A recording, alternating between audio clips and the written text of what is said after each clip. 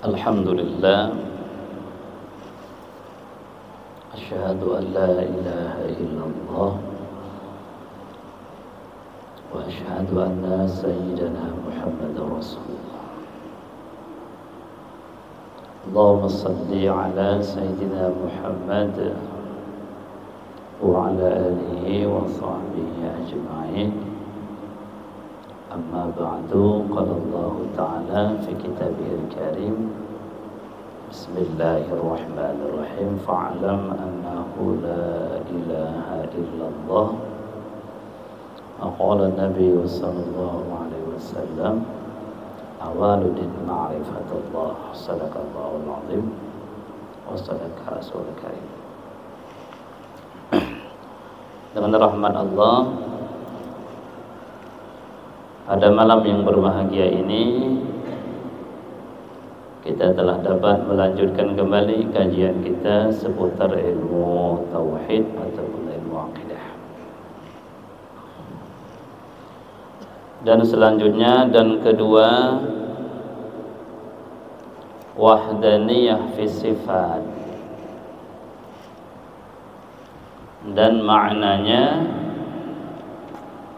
tiada berbilang-bilang sifat bagi zat yang suci daripada satu jenis,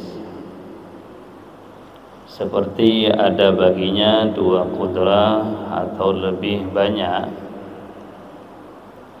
dan dua iradah dan dua ilmu atau lebih banyak, dan tiada bagi orang yang lainnya sifat seperti sifatnya, seperti adalah bagi yang lainnya itu kudrah seperti kudrah Allah, dan adapun bahwa ada bagi yang lainnya kudrah tiada seperti kudrah Allah Ta'ala, maka tiada memberi mudarat ia, seperti bahwa adalah bagi yang lainnya itu kudrah yang tiada memberi bekas, maka yaitu muwafaqah pada nama, muwafaqah pada nama kudrah jua. Tetapi antara dua kudrah itu bersalahan pada hakikatnya. Kiaskan olehmu pada segala sifat yang lain yang sah diitlak pada hambanya, maka yaitu ibarah daripada Nabi kamu tasil pada sifat, dan yaitu berbilang-bilang sifat bagi zat muqaddasah daripada jenis yang satu, seperti barang yang terlalu sebutnya, dan ibarah daripada menafikan kamu fasil pada sifat, dan yaitu subut sifat bagi yang lain daripada Allah, seperti sifat Allah Ta'ala seperti yang telah lalu sebutnya. Baik.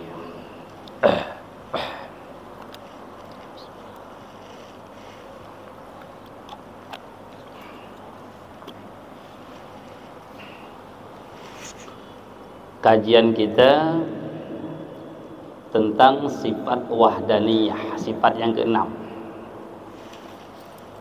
yang mana sifat wahdaniyah itu terbagi tiga. Yang pertama, wahdaniyah fi zatillah, sudah kita sampaikan kemarin. Yang kedua, wahdaniyah fi sifatillah, esanya Allah itu pada sifat.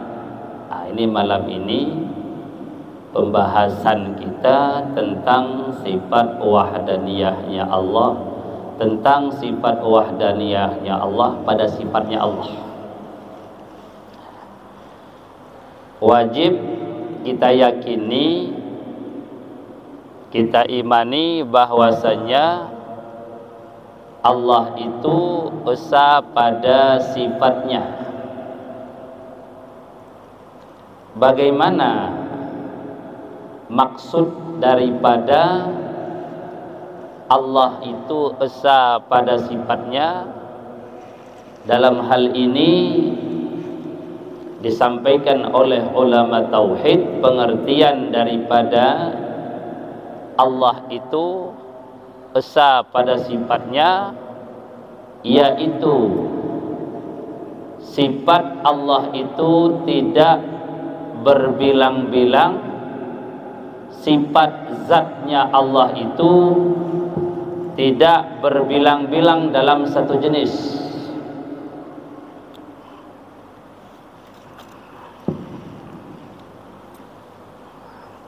Kita ulang kembali. Makna daripada esanya Allah itu artinya tidak berbilang-bilang sifat bagi zat Allah yang maha suci dalam satu jenis. Sifat Allah banyak, di antaranya kudrahnya Allah, iradahnya Allah, ilmunya Allah, hayahnya Allah, sama'nya Allah, basarnya, dan seterusnya. Itu banyak jenisnya. Yang perlu kita sampaikan dan kita ketahui bahwasanya satu jenis sifat itu dia tidak banyak. Contoh, kita katakan, apa makna kudrah, apa makna esa Allah pada kudrahnya? Allah tidak punya dua kudrah. Allah tidak punya dua iradah. Allah tidak punya dua ilmu. Allah tidak punya dua hayah. Allah tidak punya dua sama, dan seterusnya. Artinya di setiap satu jenis sifat itu tidak dua dan lebih banyak, hanya satu. Maka dengan ini dapat kita pahami, di saat Allah katakan qul huwallahu ahad, kita bawa ke surahnya wahdaniyah pada sifatnya Allah, kita meyakini Allah punya satu kudrah, enggak dua. Dengan satu kudrah itulah Allah menjadikan apa yang sudah terjadi dan apa yang akan terjadi dengan kudrah yang satu. Ini wajib diimani dan wajib diyakini, karena Allah bersifat wahdaniyah pada sifatnya. Maka orang yang dia itu meyakini Allah banyak kudrah, maka syiriklah dia. Kenapa tidak? Tidak lagi sesuai dengan qul huwallahu ahadnya ayat Allah.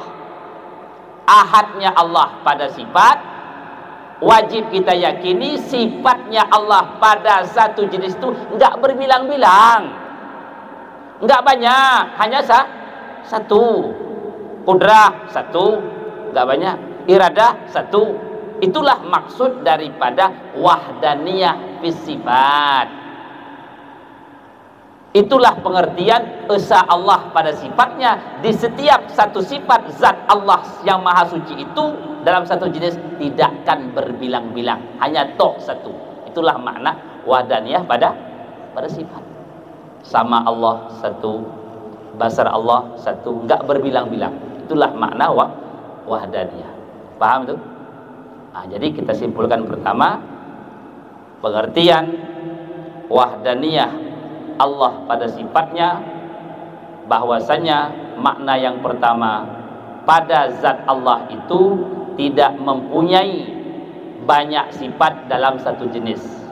Contoh, Allah tidak punya dua kudrah, tidak punya dua iradah, tidak punya dua ilmu, dan seterusnya. Ini makna daripada wahdaniyah pada sifat. Yang kedua, pengertian Allah itu bersifat wahdaniyah pada sifatnya. Pengertian wahdaniyah pada sifat, makna yang kedua adalah tidak ada selain Allah itu bersifat seperti sifat Allah maknanya dan hakikatnya. Contoh, Allah punya kudrah enggak? Punya. Allah itu esa pada kudrahnya, artinya tidak ada orang lain, tidak ada manusia, tidak ada malaikat, tidak ada jin, dan tidak ada makhluk lain yang mempunyai sifat seperti hakikat kudrah Allah. Enggak ada itu. Maka jatuh hukumnya syirik kalau ada orang mengatakan saya ini punya sifat kudrah seperti kudrah Allah Ta'ala yang dapat memberi bekas. Ada syirik dia. Kenapa? Tidak lagi qul huwallahu ahad pada sifatnya. Maka makna yang kedua ini kita ulang kembali, apa makna wahdaniyah Allah pada sifatnya. Makna yang kedua, bahwasanya tidak ada selain Allah mempunyai sifat seperti sifat Allah yang makna hakikatnya sama. Artinya tidak ada orang lain mempunyai kudrah seperti kudrah Allah pada hakikatnya. Tidak ada selain Allah mempunyai iradah seperti iradah Allah pada hakikatnya. Tidak ada orang lain mempunyai ilmu seperti ilmu Allah pada hakikatnya, dan seterusnya. Itu tidak ada. Adapun ada orang lain punya kudrah sekadar namanya tapi tidak seperti hakikatnya, itu tidak jadi masalah. Kita punya kudrah nggak? Punya. Ada keinginan nggak? Ada. Ada ilmu nggak? Ada. Ada hayah? Ada. Tapi itu sekadar sama di segi nama, tidak sama seperti makna hakiki. Secara hakikat tidak sama, itu jadi masalah. Jadi tidak mudarat, tidak jadi masalah dalam ilmu tauhid. Kita ini ada kudrah, tapi kudrah kita hanya sama namanya dengan kudrah Allah, bukan sama hakikatnya. Itu nggak apa-apa, asalkan jangan menyamakan hakikat kudrah Allah sama dengan hakikat kudrah kita. Itu syirik, itu murtad. Tapi kalau sekadar sama namanya, saya punya kuasa, Allah punya kuasa, boleh sekadar nama, tapi kuasa saya tidak memberi bekas, kuasa Allah memberi bekas. Ini nggak apa-apa. Jadi sama di segi nama itu tidak mempengaruhi akidah. Yang mempengaruhi akidah menyamakan sifat kita dengan sifat Allah di segi hakikatnya. Itu kena kita, itu murtad kita. Paham tuan? Adapun Allah itu tidak ada pada dirinya satu sifat, tidak ada pada diri Allah itu berbilang-bilang sifat pada satu jenis. Itu nama istilahnya nafi kamutasil pada sifat. Apa namanya? Nafi kamutasil pada sifat. Artinya tidak ada pada diri Allah kamutasil pada sifat. Allah itu kan enggak dua kudrah. Allah tidak dua kudrah, tidak dua iradah. Itu disingkatkan dengan tidak ada kamutasil pada sifat. Istilahnya dalam bahasa tauhid, istilahnya jangan bingung nanti. Sama halnya itu gini. Kita katakan Allah tidak dua kudrah, itu sama dengan hanya kita katakan tidak ada kamutasil pada sifat Allah. Itu sama, itu bahasa istilah aja nanti. Jangan kita bingung dengan istilah tauhid.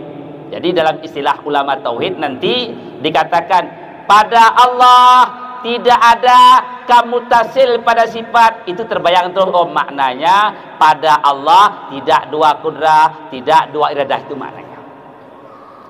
Yang kedua, tidak ada orang lain yang bersifat sama dengan sifat Allah pada hakikatnya. Itu diistilahkan, diibaratkan dengan tidak ada kamumpasil pada sifat. Itu istilahnya. Jadi kalau ada orang nanti pada Allah tidak ada kamumpasil pada sifat, itu terjemahannya tidak ada orang lain yang bersifat seperti sifat Allah pada hakikatnya. Tidak ada orang lain yang mempunyai sifat kudrah yang sama dengan kudrah Allah. Itulah maksud daripada nafi kamumpasil pada sifat. Maka kita simpulkan surah wahdaniyah pada sifat dengan singkat. Apa maknanya? Wajib kita yakini Allah itu esa pada sifat. Kita yakini dalam arti bahwasanya sifat Allah satu jenis, tidak banyak, hanya satu kudrah, satu iradah. Yang kedua, Allah itu mempunyai sifat kudrah, dan sifat kudrah pada Allah itu tidak dimiliki oleh selain orang lain. Artinya tidak sama hakikat kudrah Allah dengan hakikat kudrah orang lain, enggak sama. Hanya sekadar sama namanya saja. Jadi sama nama itu tidak jadi masalah, asalkan jangan kita meyakini hakikat kudrah Allah ada pada kudrah kita. Hakikat iradah Allah sama dengan hakikat iradah kita. Ilmu Allah sama dengan hakikat ilmu. Ini yang berbahaya. Itu bisa murtad kita. Itu bisa syirik kita namanya. Itu dulu penjelasan kita pada malam ini. Kadang-kadang ada yang kurang paham, bisa ditanyakan dalam hal itu selalu. Ada pertanyaan? Itu paham nggak, adik? Mungkin nggak, adik? Hah? Masuk nggak tuh? Jangan nggak masuk. Paham maksudnya? Paham kan? Jadi nggak paham. Payah nggak pahamnya tuh? Payah paham nggak? Dah apa payah? Kita meyakini tidak ada sifat pada zat Allah yang maha suci itu satu jenis berbilang-bilang. Sifat Allah banyak apa enggak? Banyak, beda jenisnya, beda nama itu lain, itu banyak memang. Tapi yang perlu disampaikan, tidak ada pada satu nama itu dua dia terus atau tiga. Satu sifat Allah kudrah sampai dua atau tiga ada. Kalau sifat Allah banyak, beda jenisnya, beda namanya. Yang tidak boleh satu jenis itu banyak dia. Kudrah Allah 10, iradah itu nggak boleh, itu syirik. Itulah maksudnya wahdaniyah pada zat Allah. Yang kedua, tidak boleh kita mengatakan ada orang lain yang mempunyai sifat kudrah sama dengan kudrah Allah. Itu nggak boleh. Artinya tidak ada orang lain yang mempunyai sifat seperti sifat Allah pada hakikatnya, nggak ada itu. Kalau sekadar nama, boleh. Kita melihat, Allah melihat, boleh. Yang nggak boleh, kita yakini lihat Allah sama hakikatnya dengan lihat saya. Itu syirik. Menyamarkan kita dengan sifat kita dan sifat Tuhan. Itu syirik juga kita. Jadi tidak boleh kita samakan zat Allah dengan zat kita, sifat kita dengan sifat Allah. Itu nggak boleh. Tapi kalau sekadar nama sifat sama, itu tidak mudarat, tidak mempengaruhi akidah, sah-sah saja, itu nggak apa-apa. Asalkan jangan kajian hakikatnya sama, nggak boleh. Itu jangan menyimpang ya. Ada pertanyaan? Paham nggak, adik? Paham nggak, adik? Payah dah? Enggak payah. Tinggal diyakini saja. Tidak ada pada zat Allah satu sifat banyak. Satu jenis sifat banyak. Sifat Allah banyak. Banyak jenisnya. Dalam satu jenis itu tidak ada dua. Inilah yang perlu dipahami. Itu pertama. Yang kedua, tidak ada selain Allah yang mempunyai sifat seperti sifat Allah di segi hakikatnya. Kalau di segi namanya boleh ada. Kita kan melihat enggak? Allah enggak apa-apa itu. Kita berkata-kata enggak? Allah enggak apa-apa. Kita katakan Allah berkata-kata, saya pun berkata-kata. Itu bukan menyamakan hakikat. Itu hanya nama, tidak mudarat. Allah mendengar, saya pun mendengar, nggak jadi masalah. Itu sekedar nama. Yang jadi bermasalah adalah kita katakan hakikat dengar Allah sama dengan hakikat dengar. Ini yang murtad. Kalau sekadar nama-nama nggak apa-apa, karena sempit kali bahasa. Maka jadi masalahnya. Kalau nggak paham, coba ditanyakan.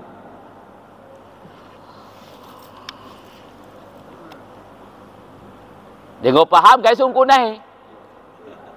Dia cuba sindak faham Dapa tak faham dapa? Kai tak faham.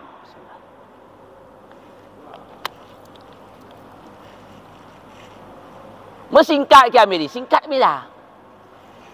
Besar pada sifat. Berarti malot dua sifat sida bagas satu jenis. Malot dua sifat sida bagas satu je. Dia sifat sida muai tak? Muhoyak tak terhitung. Tapi dalam satu jenis tak dua, tak tiga. Buah-buah kena. Kudrah satu dah habis lagi. Itu surah wahdaniyah pada sifat. Yang kedua, tidak ada orang lain yang memiliki sifat seperti sifat Allah pada hakikatnya. Makna hakikatnya nggak ada itu. Kalau sekadar sama nama ada, kalau dipakai. Nah, jadi tidak ada orang lain yang memiliki sifat sama seperti sifat Allah bil hakikat, itu nggak ada. Itulah makna wahdaniyah pi sifat Allah, dua maknanya sekaligus. Kayak itulah terang dari main tauhid ni payah dah, harus paham ya. Gua paham, gua tak boh. Ilmu tauhid bukan diamalkan, diyakini setelah dipahami. Beda fikih. Gua kita toh sembahyang, ulang tak sembahyang, kena fik-fik kita. Kena fikih amali. Kalau tauhid iktikadi kan beda. Tauhid setelah dipahami diyakini. Kalau fikih setelah dipahami diamali, diamalkan. Ini kau cara sembahyang, dah sembahyang. Ini patut. Ini orang letok lagi tu. Cara puasa, tak puasa. Ini mau ngap kita. Tapi kalau ilmu tauhid setelah faham tinggal dipantikkan dalam hati. Iya, iman, tasdik. Itu dia. Kalau pertanyaan. Lagi dia baik. Pokoknya gua paham ini baik. Ulang tauhid ni payah dah. Kalau menyimpang syirik kita terus, jurang terus dia. Maka berhati-hati dalam ilmu akidah. Kita cukup akidah awam-awam saja, dasar-dasar dulu. Enggak usah atas sekali. Bawah pun belum tuntas, mau ke atas jatuh nanti. Ke jurang terus jatuhnya. Bukan ke surga, ke neraka jatuhnya. Ya berhati-hati dia. Halo pertanyaan? Sangka ngau jelas dia. Berarti dia ngau sengap berarti ngau jelas. Kai bang. Okey mek. Dah. Tahu saya cakap. Tahu saya cakap.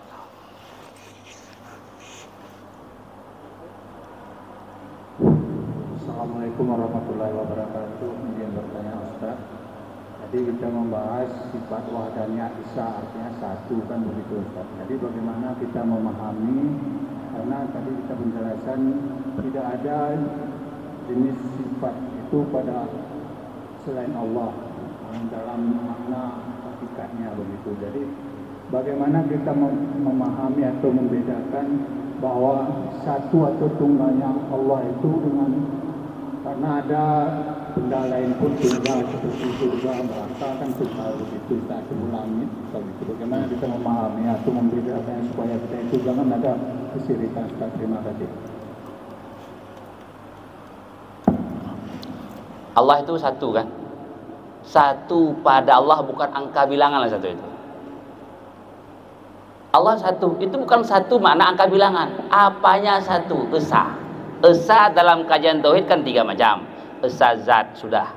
Esa sifat. Itulah pengertiannya.